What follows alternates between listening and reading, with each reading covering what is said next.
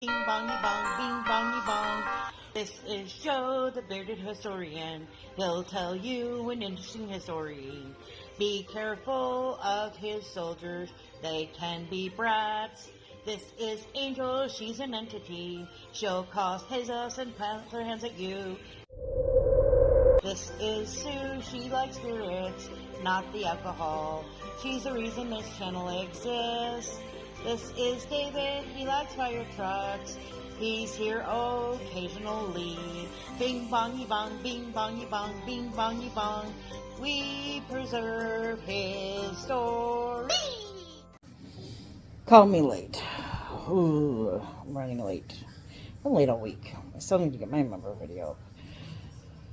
So if you're a member and you're waiting for that, which I don't know if you are, it's coming. I'll get there.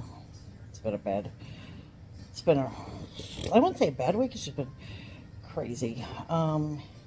Anyway, this video Joe's rambling about an historical event, and I've chosen an alien race. I don't think we've done aliens in a while. So, are you ready? Shout out time. Here's a shout out just for you. You support me, so I support you. This shout out is for our friend. Let's see who it is today.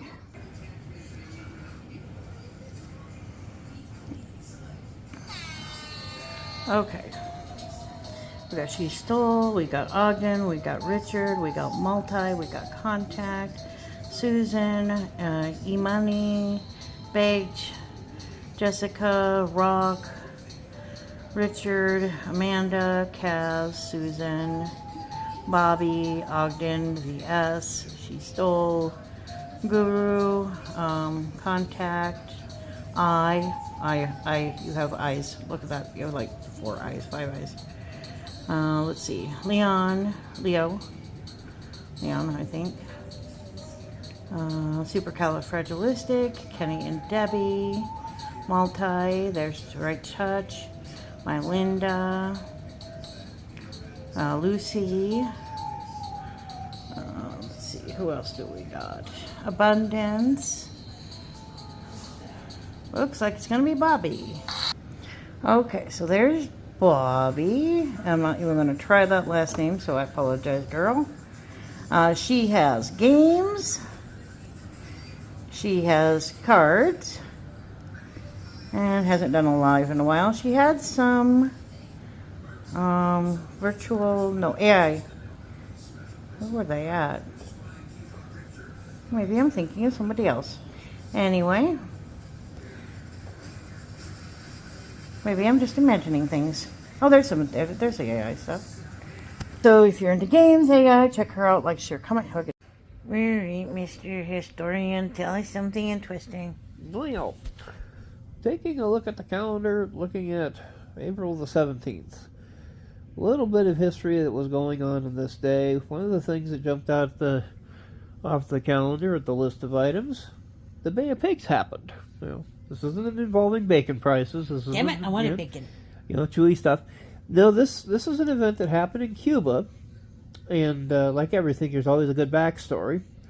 This case dated all the way back to 1952, after a fellow named Fulgencio Batista took power on the island, declaring himself president, and disposed the discredited president, Carlos Prio Socaras, as the president authentico. Now, Batista canceled the planned presidential elections and described the new system as disciplined democracy. Oh, interesting. Although Batista gained some popular support, many Cubans saw this as an establishment of a one-man dictatorship. That's a good word, one-man dictatorship. Many opponents of the Batista regime took to armed rebellion in an attempt to oust the government, sparking the Cuban Revolution. One of these groups was the National Revolutionary Movement, a militant organization containing mostly middle-class members who had been founded by the professor of philosophy, Rafael Garcia Barcena. Another was the Directorio Revolucionario Estudiantil, which had been founded by the Federation of University Students president, Jose Antonio Echevarria.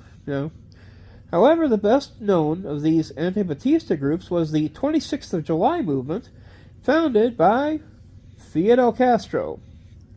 With Castro as the head, the organization was based on a clandestine cell system, with each cell containing 10 members, none of whom know the whereabouts or activities of the other cells.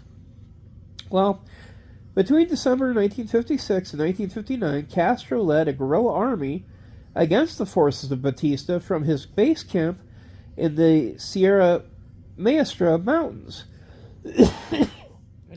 Batista's repression of the revolutionaries had earned him widespread unpopularity, and by 1958 his armies were in retreat. By the end of the year, Batista resigned and fled into exile, taking with him an amassed fortune of more than $300 million. Wow.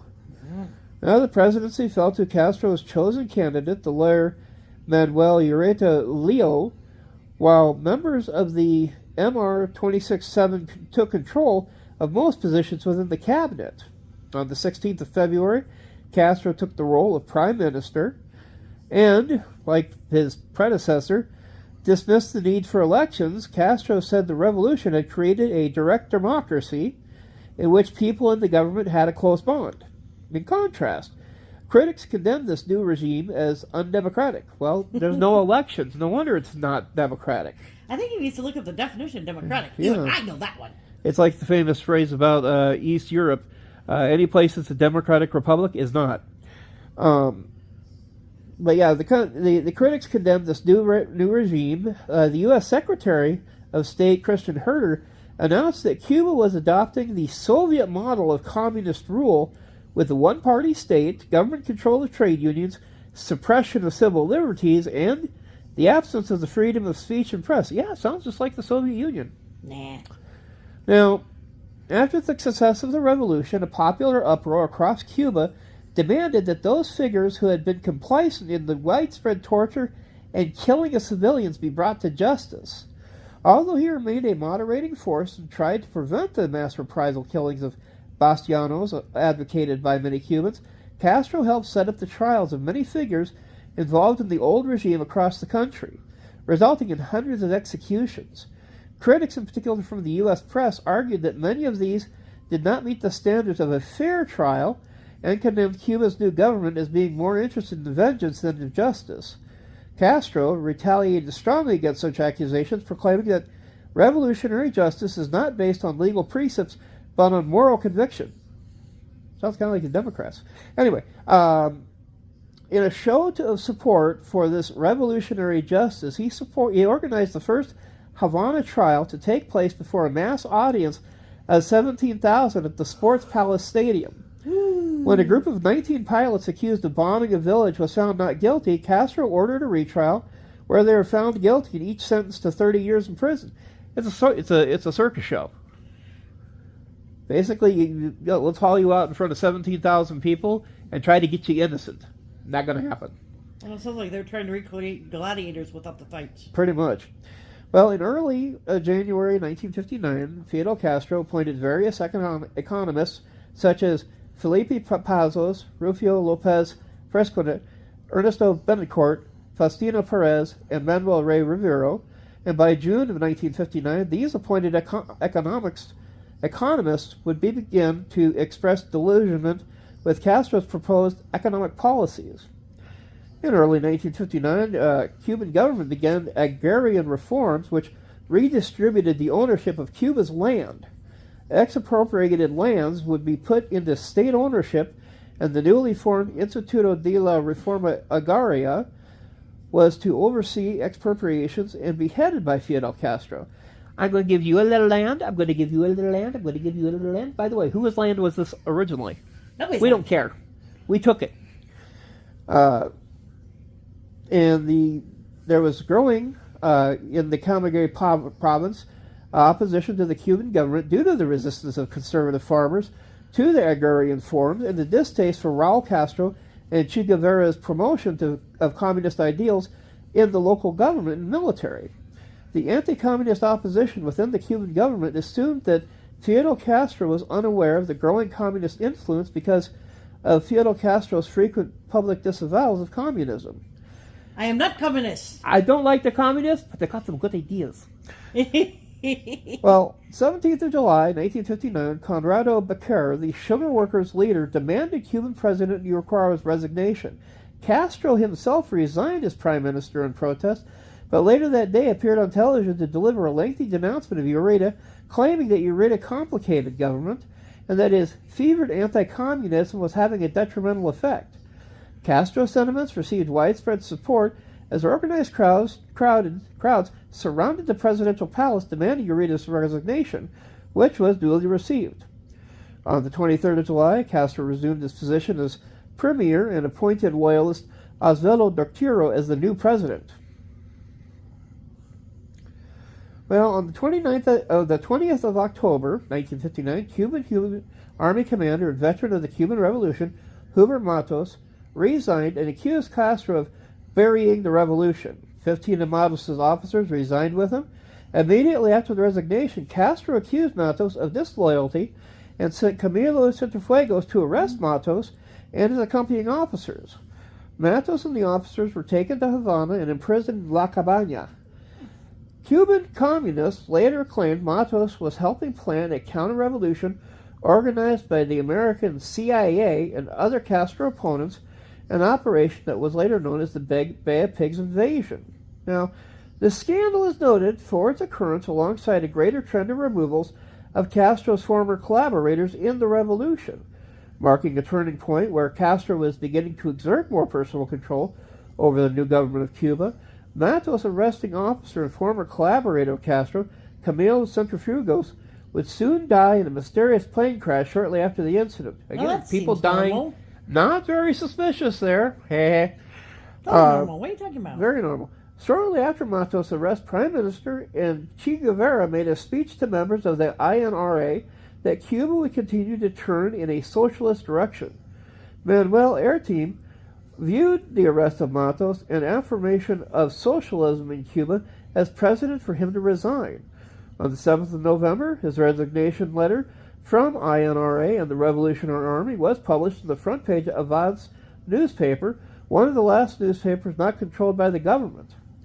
Airtime then entered an underground organization run by Jesuits in Cuba to hide fugitives. It's unclear what exactly made Airtime immediately turn to hiding and later defect. While in a Havana safe house, Airtime formed the Movement for Revolutionary Recovery with other dissidents. Airtime then contacted the American Embassy in Havana, and on the 14th of December, the CIA arranged for him to travel to the U.S. on a Honduran freighter ship. He closely became involved with Jerry Droller, alias Frank Bender, alias Mr. B of the CIA in recruiting, and organizing Cuban exiles in Miami for future actions against the Cuban government. Airtime's organization, MRR, thus grew to become the principal counter-revolutionary movement inside Cuba, with supporting members in Miami, Mexico, Venezuela, and etc. Involved were Tony Verona, Jose Miro Cardona, Rafael Quintero, Ariano Arango, and infiltration into Cuba, armed drops, etc., were arranged by the CIA. Now, Airtime became the future leader of Brigade 2506 in the Bay of Pigs invasion. He gained this position from the notoriety he gained after defecting and engaging in a tour of Latin America denouncing the new government of Cuba. This notoriety as a Cuban dissident gave him credit to be picked as a leader for the invasion when it was first conceived by the CIA. Now, Castro's own Cuban government ordered the country's oil refineries, then controlled by U.S. corporations Esso, Standard Oil, and Shell, to process crude oil purchased from the Soviet Union, but under pressure from the U.S. government, these companies refused. Castro responded by expropriating the refineries and then nationalizing them under state control. In retaliation, the U.S. canceled its import of Cuban sugar, provoking Castro to nationalize most U.S.-owned assets, including banks and sugar mills. Well, the relations between Cuba and the U.S. were further strained following the explosion and sinking of a French vessel, Le Cabreur, in the Havana harbor in March of 1960. The cause of the explosion was never determined, but Castro publicly mentioned that the U.S. government was guilty of sabotage. On the 13th of October 1960, the U.S. government then prohibited the majority of exports to Cuba, the exceptions being medicine and certain foodstuffs, marking the start of an economic embargo.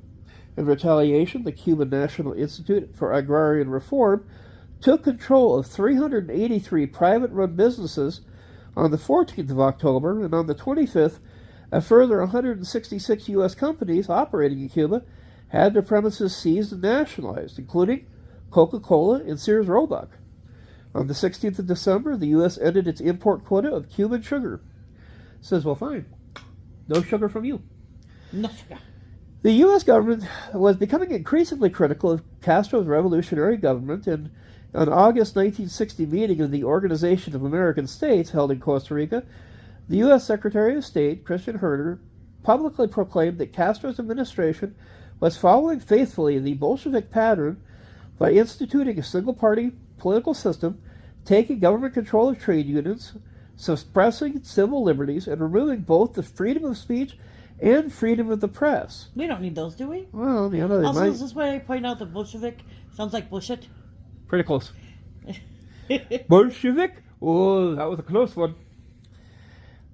He further asserted that the international communism was using Cuba as an operational base for spreading revolution in the Western Hemisphere, and called on other OAS members to condemn the Cuban government for its breach of human rights. In turn, Castro lambasted the treatment of black people and the working classes he had witnessed in New York City, where he ridiculed that the super-free, super-democratic, super-humane, and super-civilized city... He liked super, didn't he? He really did. Proclaiming that the U.S. poor were living in the bowels of an imperialist monster, he attacked the mainstream U.S. media and accused it of being controlled by big businesses. So are you controlled? Not wrong. Are you controlled by a dictator or a media mogul? They're basically same problems. Superficially, the U.S. was trying to improve its relationship with Cuba. Several negotiations took place with representatives around this time, and repairing international financial relations was the focal point of these discussions. You guys stole all our businesses on the island. Duh. No. Repairing these situations was the focal point.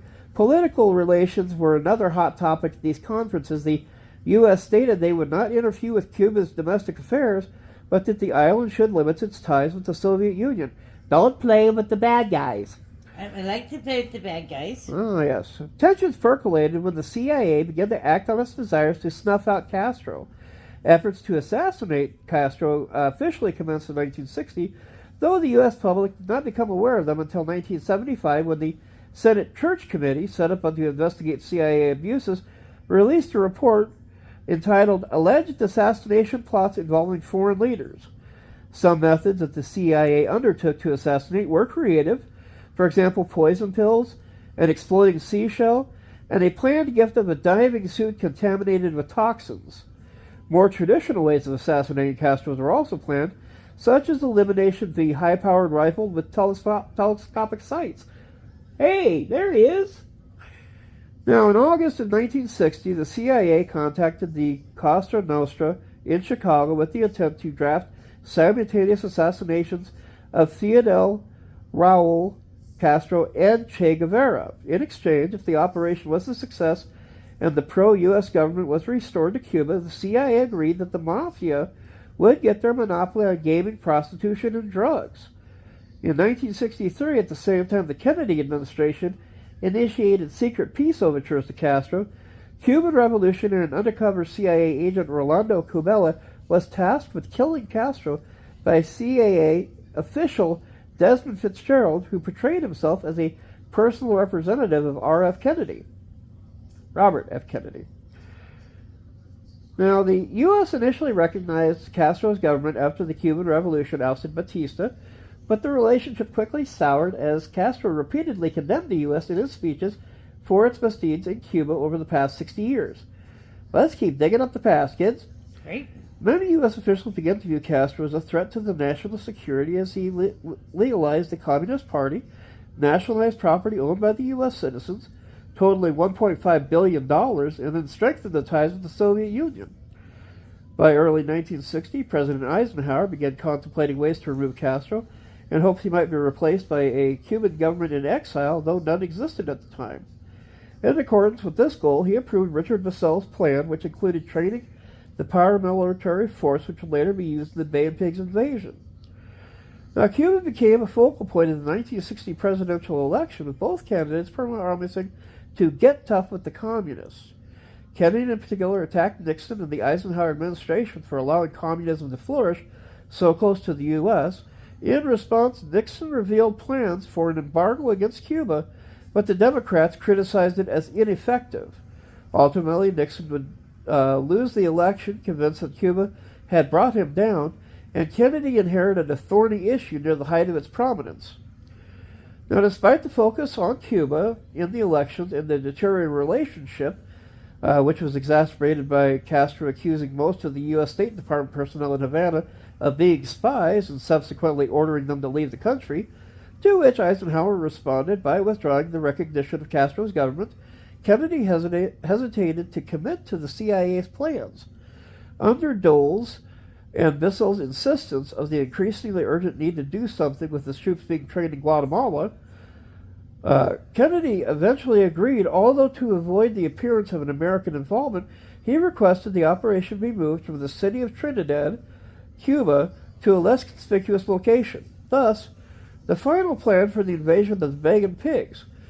As Eisenhower's tenure in office expired, John F. Kennedy replaced him as President of the United States. Having come to power and being adequately informed about the plans to invade Cuba, President Kennedy did not take any action until mid-March of 1961.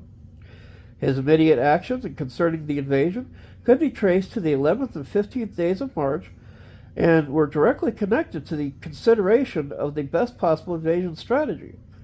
First, there was the Trinidad Plan, which was debated before Kennedy was commonly agreed as the main plan to be deployed during the Cuban invasion. The Trinidad's plan aimed to use ships and boats to land troops on the coast of Cuba. This was done in conjunction with the deployment of soldiers from airplanes and helicopters to a means to quickly secure areas inside Cuba.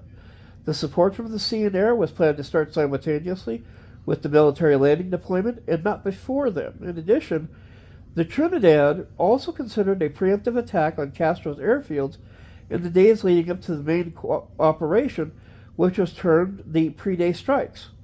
This was aimed to weaken Cuba's aerial defensive capabilities before the actual invasion was to be carried out, and among other things, the Trinidad plan was to utilize 6 U.S. pilots. This was such that each pilot flying a B-26 was able to hit one or more airfields where Castro's combat aircraft were stationed. However, with Kennedy assuming power and discussions continued, the Trinidad plan became less strategic and was replaced with a more strategic plan named the Zapata. This is not a simple tweak, but a shift towards a more specific target within Cuba. It was aimed at focus of executing a combined sea and air landing within the Zapata region.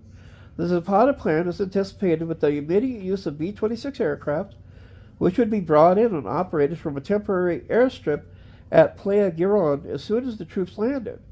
President Kennedy called to settle on the Zapata plan was based on the advice of Mr. Rusk, who was a CIA planner.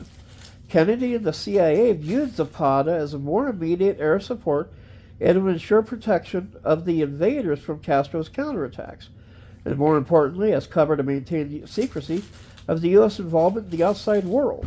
Woo. Well, soon after the success of the revolution, militant counter-revolutionary groups developed in an attempt to overthrow the new regime, undertaking armed attacks against the government forces. Some set guerrilla bases up in Cuba's mountainous regions, leading to a 6-year Escambray rebellion. These dissidents were funded and armed by various foreign sources, including the exiled Cuban community, the CIA, and Rafael Trujillo's regime in the Dominican Republic. Now, no quarter was given during the suppression of the resistance in the Escambray Mountains, where the former rebels from the war against Batista took different sides. On the 3rd of April, 1961, a bomb attack on the militia barracks in Bayamaro killed 4 militia and wounded 8 more. On April 6th, the Hershey sugar factory in Nantezas was destroyed by sabotage. And on the 14th of April, 1961, guerrillas led by Agapito Rivera fought Cuban government forces in Villa Clara province, where several government troops were killed and others wounded. Also on the 14th, the Cubana airliner was hijacked and flown to Jacksonville, Florida. Resultant confusion then helped stage the defection of a B-26 military aircraft and pilot at Miami on the 15th of April. Now, Castro's government began a crackdown on this opposition movement, arresting hundreds of dissidents.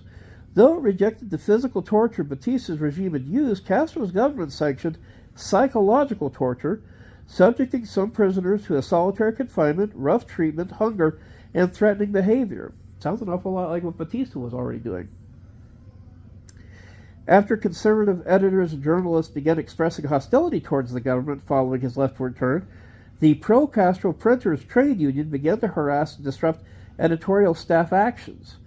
In January of 1960, the government proclaimed that each newspaper was obligated to publish a clarification by the Printers Union at the end of every article that criticized the government, basically censorship. No. These clarifications signaled the start of press censorship in Castro's Cuba.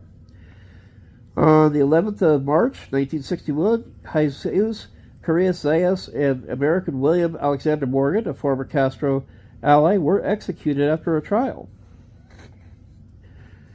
Now, the early plans about the whole Bay of Pigs thing started in early 1960, thanks to the CIA. The CIA, of course, was founded back in 1947 after the National Security Act, product of the Cold War, having designed to counter espionage activities of the Soviet Union's own national security, the KGB. As the perceived threat of international communism grew larger, the CIA expanded its activities to undertake covert economic, political, and military activities, which would advance causes favorable to the U.S. interests, often resulting in brutal dictatorships that favored the U.S. interests.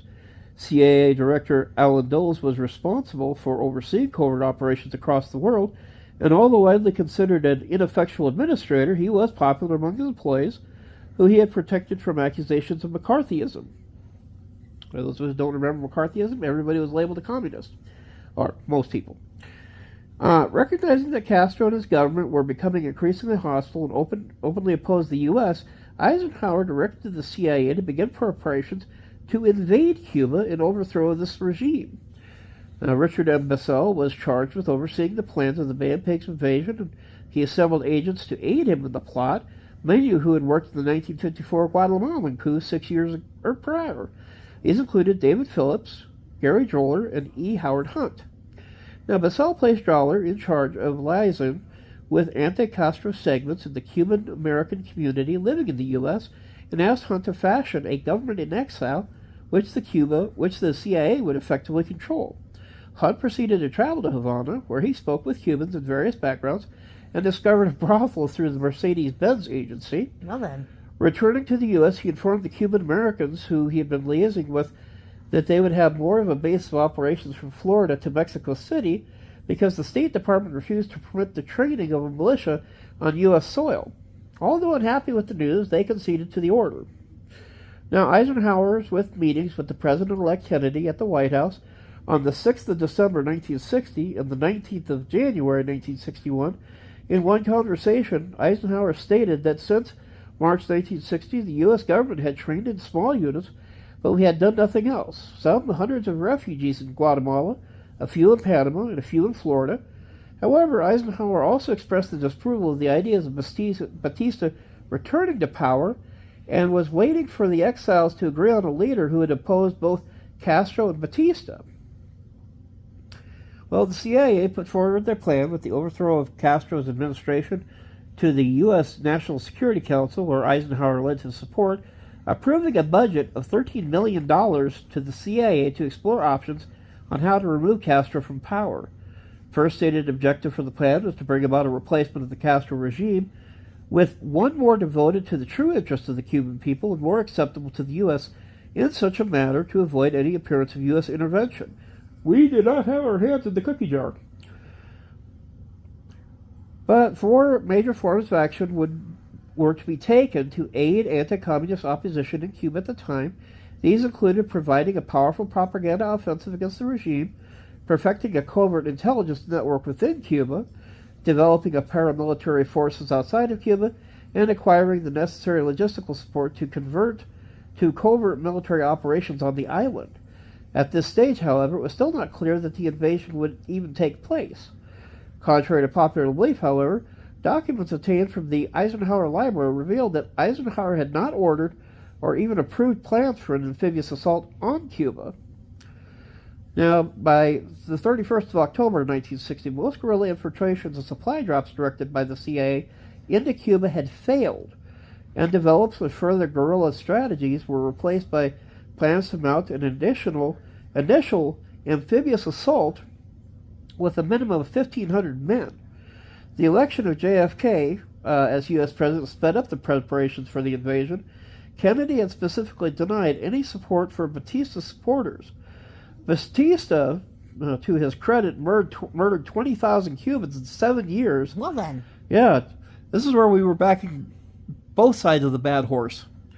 Greater proportion of the Cuban population than the proportion of Americans who died in both world wars, and he turned the democratic Cuba into a complete police state, destroying every individual liberty. On the 18th of November, 1960, Dulles and Bissell first briefed the president-elect on the outline plans, and having experienced in action such as the 1954 Guatemalan coup d'etat, Dulles was confident that the CIA would be capable of overthrowing the Cuban government. On the 29th of November, Eisenhower met with the chiefs of the CIA, Defense, State, and Treasury departments to discuss the new concept. None expressed any objections, and Eisenhower approved the plans with the intent of persuading Kennedy of their own merit.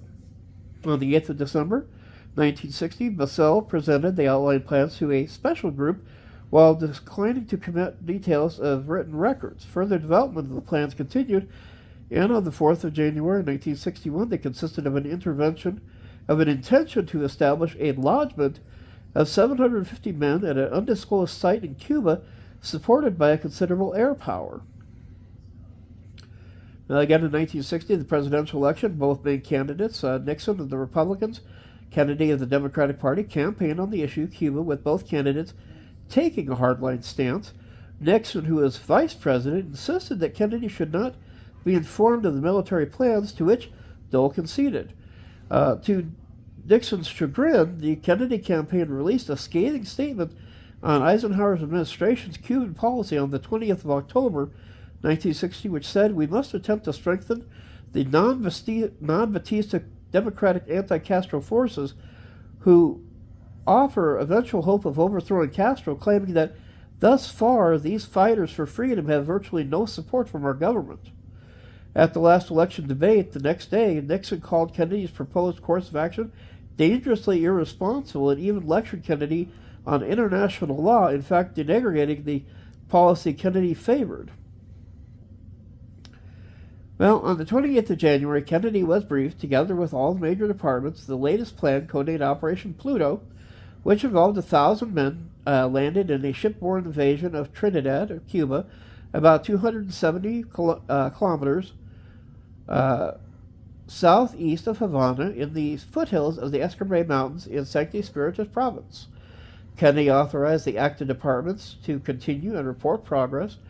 Trinidad had many good port facilities, and it was closer to many existing counter-revolutionary activities, and offered an escape route into the Escambray Mountains. This scheme was subsequently rejected by the State Department because the airfield there was not large enough for B-26 bombers, and since B-26s were to play a prominent role in the invasion, this would destroy the facade.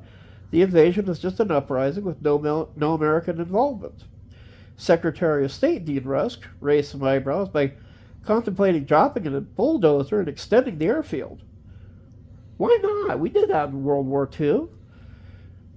Well, Kennedy rejected the Trinidad, preferring a more low-key locale, and on the 4th of April, that's right close to the time this whole thing was going to kick off, Kennedy approved the Bay of Pigs plan, known as Operation Zapata, because it had a sufficiently long airfield, further away from large groups of civilians than the Trinidad plan, and was less noisy.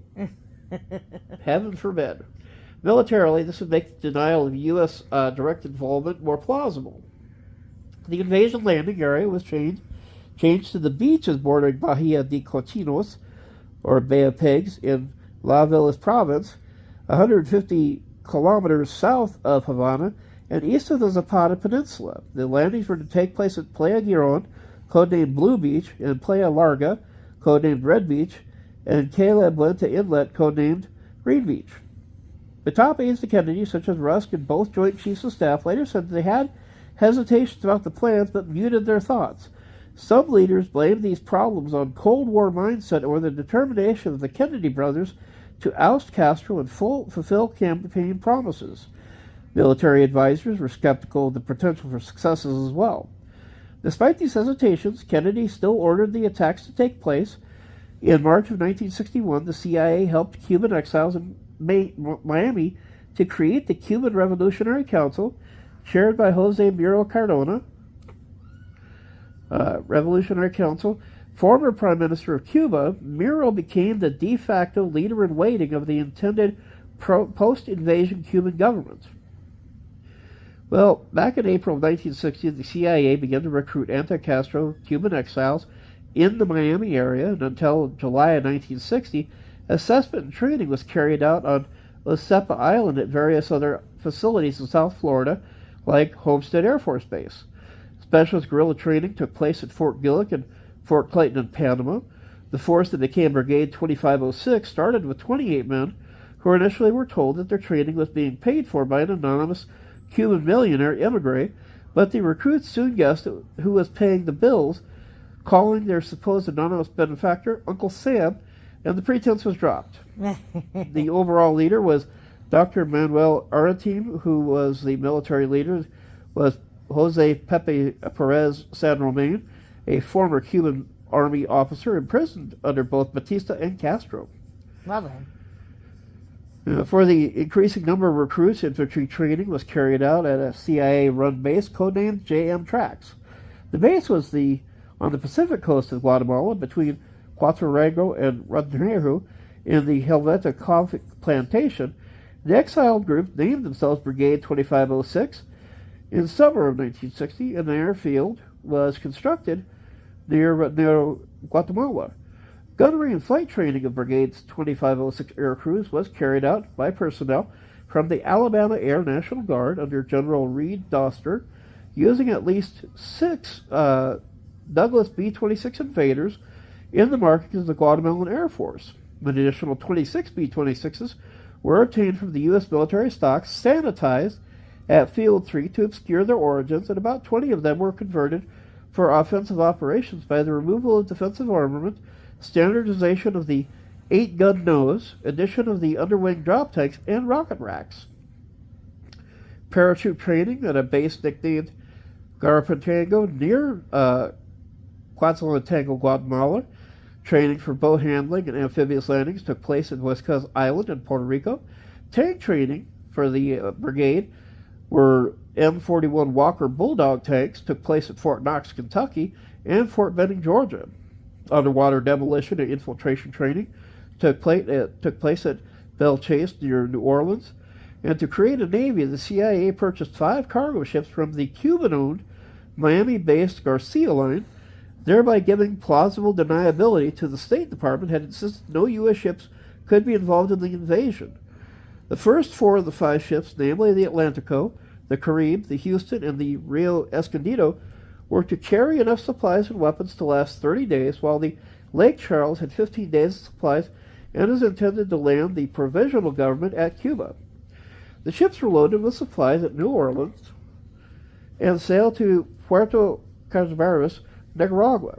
Additionally, the invasion force had 2 old landing infantry craft ships, the Balgar and the Barbara J from World War II, that were part of the CIA's Ghost Ship fleet and would serve as command ships for the invasion. The crews of the supply ships were Cubans, while the crews of the LCIs were Americans, borrowed by the CIA from the Military Sea Transportation Service. One CIA officer wrote that the MSTS sailors were all professional, experienced, but not trained for combat.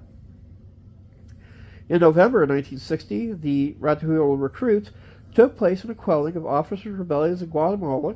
In addition to the intervention of the U.S. Navy, the CIA transported people, supplies, and arms from Florida to all the bases at night using Douglas C-54 transports.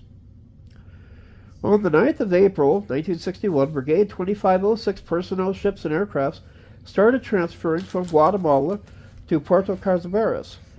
The Curtiss C-46s were also used to transport between Rancho and the CIA base, codenamed JM Tide, aka Happy Valley, at Puerto Calaveras. Facilities and limited logistical assistance were provided by the government of General Miguel Fuentes in Guatemala and General Luis Somoza Debayle in Nicaragua, but no military personnel or equipment of those nations was directly employed in the conflict. Both governments later received military training and equipment, including some of the CIA's remaining B-26s. Now, in early 1961, Cuba's army possessed Soviet-designed T-34 medium tanks, IS-2 heavy tanks, Su-100 tank destroyers, 122mm howitzers, other artillery and small arms, plus Italian 105mm howitzers. The Cuban Air Force armed inventory included B-26 Invader light bombers, Hawker Sea Fury fighters, and Lockheed T-33 jets, all remaining from the old Air Force of the Batista government. Anticipating an invasion, Che Guevara stressed the importance of an armed civilian populace, stating that all of the Cuban people must become a guerrilla army. Each and every Cuban must learn how to handle and, if necessary, use firearms in the defense of the nation. Now, the invasion, like we mentioned, on the 17th, during that night, a mock diversionary landing was organized by the CIA operatives near Bahia Honda, Poder del Rio province. A flotilla containing equipment that broadcast sounds and other effects of a shipborne invasion landing provided the source of Cuban reports that briefly lured Fidel Castro away from the Bay of Pigs battlefront area. This attack would be launched from Guatemala and Nicaragua. Now, at midnight, the two LCIs, Bulgar and Barba, each with CIA operations officers and underwater demolition team of 5 frogmen, entered the Bay of Pigs. They headed a force of 4 transport ships, carrying about 1,400 Cuban exile ground troops of the Brigade 2506, plus the Brigade's M41 tanks and other vehicles in the landing craft. About 1 o'clock, Bulgar, as the battlefield command ship, directed the principal landings at Playa Giron, or Blue Beach, led by the frogmen in rubber boats, followed by troops from Carib and small aluminum boats, then the LCVPs and LCUs with the tanks. Barba J, leading Houston, similarly landed troops 35 kilometers further northwest at Playa Larga, the Red Beach, using small fiberglass boats. The unloading of troops at nights was delayed because of the engine failures and boats damaged by unseen coral reefs. The CIA had originally believed that the coral reef was seaweed. As the frogmen came in, they were shocked to discover that the Red Beach was lit with floodlights, which led to the location of the landing being hastily changed. As the frogmen landed, a firefight broke out when a jeep carrying Cuban militia happened by. Oops. A few militias in the area succeeded in warning Cuban armed forces via radio soon after the first landing, before the invaders overcame their token resistance, which means the element of surprise was lost real fast. Well, they discovered us. Yeah. Castro was awakened about 3:15 in the morning to be informed of the landings, which led him to pull all militia units in the area on the highest state of alert and to order airstrikes. The Cuban regime planned to strike the Brigadistas at Playa Larga first, as they were inland, before turning on the Brigadistas at Giron at sea. Castro departed personally to lead his forces in battle against the Brigadistas. At daybreak around 6:30, 3 FAR Sea Furies, 1 B-26 bomber, and 2 T-33s started attacking those CEF ships, still unloading troops. About 6:50 south of Playa Larga, Houston was damaged by several bombs and rockets from a Sea Fury and a T-33. 2 hours later, Captain Lewis Morris intentionally beached it on the western side of the bay. About 270 troops had been unloaded, but about 180 survivors who struggled ashore were incapable of taking part in further action because of the loss of most of their weapons and equipment.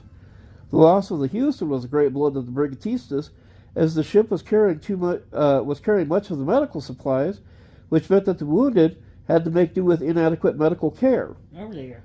By 7 o'clock, 2 FAL B-26s attacked and sank the Cuban National the Cuban Naval Patrol escort ship El Bear at Nueva Gerona at the Isle of Pines. They then proceeded to Giron to join 2 other B-26s to attack Cuban ground troops and provide distraction air cover for the paratroop C-46s and the CEF ships under air attack. The M41 tanks, they had all landed by 7:30 at Blue Beach, and all the troops by 8:30. Neither San Roman at Blue Beach nor El Barro de Olvera at Red Beach could communicate, as all the radios had been soaked in the water during the landings. Whoops. Oops. I don't think we were supposed to do that. Yeah. By about 7:30, 5 C-46s and 1 C-54 transport aircraft dropped 177 paratroops from the Parachute Battalion in an action codenamed Operation Falcon. About 30 men plus heavy equipment were dropped south of the Central Australia sugar mill on the road to Papati and Playa Larga, but the equipment was lost in the swamps. The troops failed to block the road. Other troops were dropped at San Blas, at Yokohama between Cavadoga and San Blas, and at Horquitas between Yagamaras and San Blas. These positions to block the roads were maintained for 2 days, reinforced by ground troops from Playa Giron and tanks. The paratroopers had landed among a collection of militia, but their training allowed them to hold their own against the ill-trained militiamen. However, the dispersal of the paratroopers as they landed meant they were unable to take the road from the sugar mill down to Playa Larga, which allowed the government to continue to send troops down to resist the invasion. By about 8:30, the Far Sea Fury, piloted by Carlos Yolta Araga, crashed into the bay after encountering an FAL C-46 returning south from dropping paratroopers. By 9 o'clock, Cuban troops and militia from outside the area had started arriving around the sugar mill, Cavadoga, and Yarcamardas. Throughout the day, they had reinforced with more troops, heavy armor, and T-34 tanks, typically carried on flatbed trucks. At about 9:30, the Far Sea Furies and the T-33s fired rockets at the Rio Escondido, which then blew up and sank about 3 kilometers south of Giron. Oops. The Rio Escondido was loaded with aviation fuel, and the ship started to burn. The captain gave the order to abandon ship when the ship was destroyed in 3 explosions shortly afterward. So there goes fuel, ammunition, food, and medical supplies that was supposed to last 10 days, and the radio that allowed the brigade to communicate with the FAL. Well then. So yeah, pretty much this operation started to unravel rather quickly. At 11 o'clock in the morning, Castro issued a statement on Cuba's nationwide network that the invaders, members of the exiled Cuban Revolutionary Front, had come to destroy the revolution, take away their dignity and rights of men. Oh dear. T-33 attacked and shot down an FAL B-26, piloted by Matias Faras, who was then survived the crash landing on Giron Airfield. His navigator was already killed by the gunfire. But pretty much this operation, by the 20th, it was all over. You know, the wounded taken into custody, survivors were pretty much put into prison or tried and shot. But yeah, the Bay of Pigs, it was just it was poorly thought out, poorly organized. They changed positions too fast. The biggest dumb thing, though, and you go all the way back to this beginning, okay, you're going to march onto Cuba with a group of 1,500 men. Cuba's army at that time had 25,000 in its army. They had 200,000 in their militia. They had 9,000 armed police. You're going to go into an island with 1,500 men. You're setting yourself up for a horrible blunder.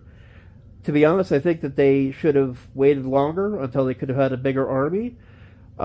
Waited for Castro to make a few more classical goofs.